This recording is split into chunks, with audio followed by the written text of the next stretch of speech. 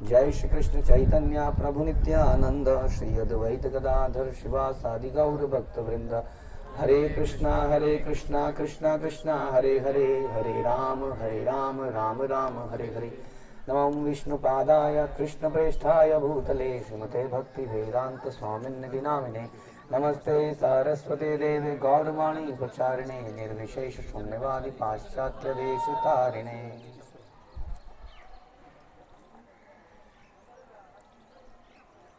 ओम नमो भगवते वासुदेवाय, ओम नमो भगवते वासुदेवाय, ओम नमो भगवते वासुदेवाय।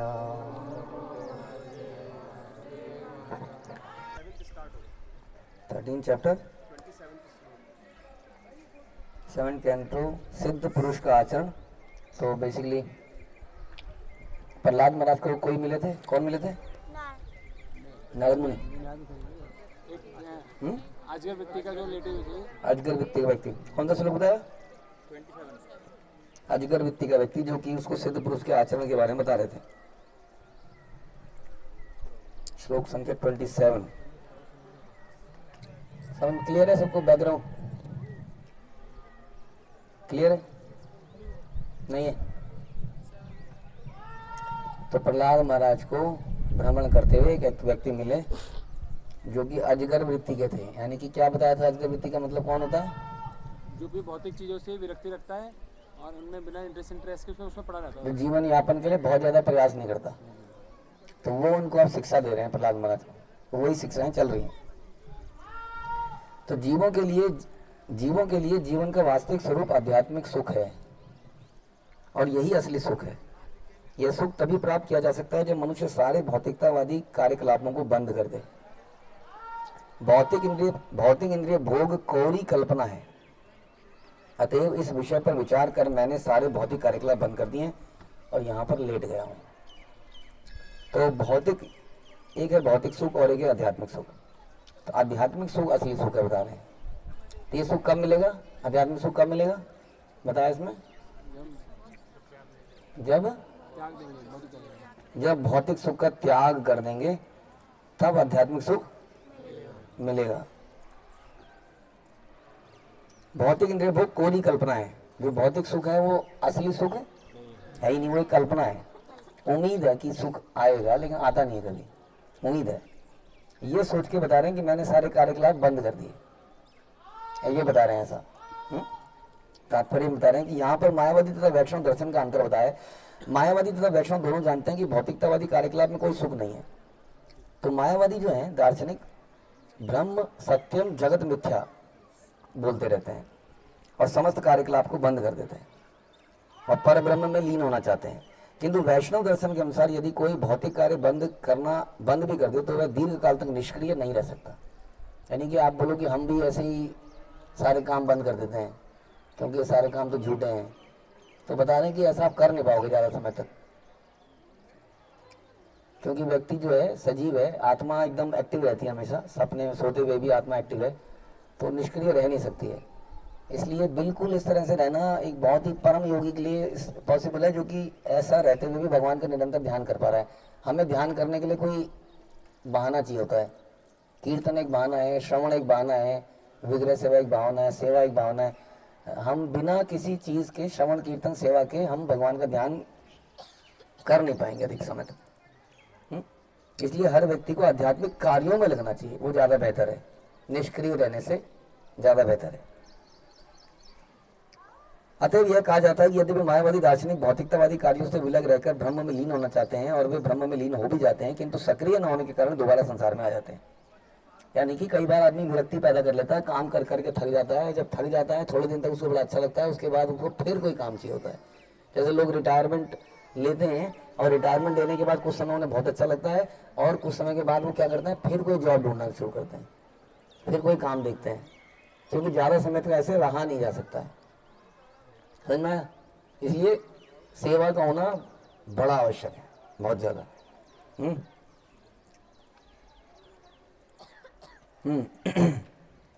आध्यात्मिक कार्यकलाप कृष्ण के उपदेश से संपन्न होने वाले कार्यकलाप हैं। आध्यात्मिक कार्यकलाप कौन से हैं?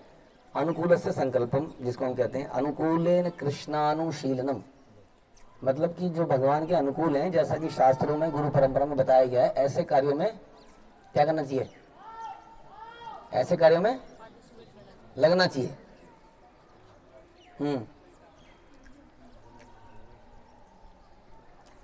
और यदि कोई ऐसे कार्यों में लगा रहता है तो ऐसा माना जाता है कि उसने सारे कार्यों को ऑलरेडी त्याग रखा है। यानी कि जब भगवान ने अर्जुन को उपदेश दिया और अर्जुन ने युद्ध लड़ा तो उसके कार्य भौतिक थे या आध्यात्मिक थे?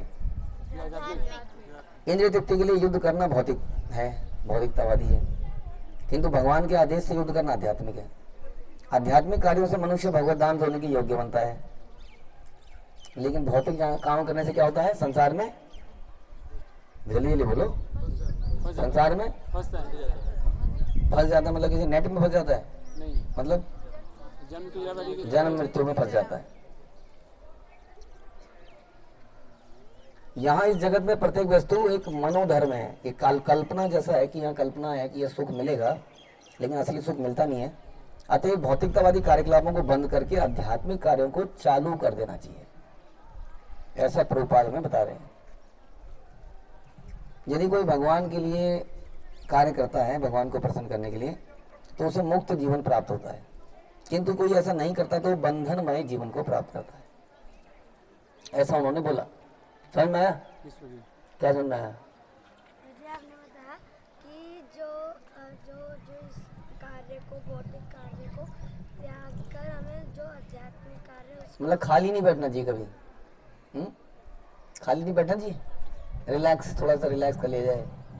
क्या होगा रिलैक्स करेंगे तो? कोई ना कोई दिमाग में विचार आएगा जो भौतिक होगा। आध्यात्मिक आएगा तो क्या करें विचार ऐसे में रिलैक्स करते हुए? रिलैक्स कर रहे हैं, आध्यात्मिक काम ध्यान में आ गया तो क्या करें? कर लें या बाद में कर लें? उसको कर लें, क्योंकि जितनी देर नहीं करेंगे उतनी देर कुछ और दिमाग में आएगा ही आएगा। ये ऐसी जगह है और हमारी स्थिति भी ऐसी है। हाँ, हमारे हृदय में अंदर से प्रेम नहीं है ना, तो जितनी देर बिजी रहेंगे उतनी देर दिमाग सही रहेगा। और बिजी किस चीज में रखें? यहाँ बता रहे हैं भगवान के सेवा के कार्यों में अपने आप को निरंतर बिजी रखें। आगे बता रहे हैं इस प्रकार बद्ध आत्मा शरीर के भीतर रहकर अपने हित को भूल जाता है, क्योंकि अपनी पहचान शरीर से करता है। क्योंकि भौतिक शरीर भौतिक है, इसलिए उसके अंदर भौतिक आकर्षण पैदा होता है। इस तरह जीव संसार के कष्टों को भोगता है। तो हमारे अंदर भौतिक आकर्षण क्यों पैदा होता है? भौतिक आकर्षण क्यों पैदा होता है? क्योंकि हम अपने आप को शरीर मान लेते हैं। तो भौतिक आकर्षण के एग्जाम्पल क्या हो सकते हैं? शरीर से रिलेटेड हम शरीर मानते हैं तो हम क्या करते हैं? शरीर के लिए कार्य करते हैं सारे के सारे। जैसे अच्छा कपड़ा, अच्छा दिखना, अच्छा खाना, अच्छी जगह घूमना और अच्छी जगह रहना, लाइफस्टाइल को बढ़ाना, ज्यादा सैलरी की इच्छा रखना। ये सब हम कार्य क्यों कर रहे हैं? क्योंकि हम अपने आप को शरीर मान रहे हैं। अब जब आदमी अपने लिए तो काम करेगा, और हम क्या कह रहे हैं? अपने लिए करना चाहिए नहीं करना चाहिए? गलत है, अपने लिए ही काम करना चाहिए, अपने लिए नहीं करना चाहिए। तो किसके लिए करना चाहिए? आत्मा के लिए। तो हम कुछ और है और आत्मा कुछ और है। हम कौन है? तो आदमी ऐसा बोलेगा कि आत्मा के लिए काम करना चाहिए। तो जैसे कि कई बार बच्चे बोलते हैं ना, ये क्या नाम है, ये सुरभि को ये दे दो। उसको इतनी अकल नहीं है कि बोले मेरे को ये दे दो, तो वो तो बच्चा है, बोले सुरभि को ये दे दो, है ना, बच्चे बोलते हैं ना। तो आप भी ऐसी कर रहे हो हैं कि हमें आत्मा के लिए काम करना चाहिए, अपने लिए नहीं करना चाहिए। तो अपन हम कौन है? तो फिर कैसे बोलना चाहिए कि हमें अपने लिए काम करना चाहिए? तो अपने लिए काम कैसे, क्या एग्जाम्पल है उसके?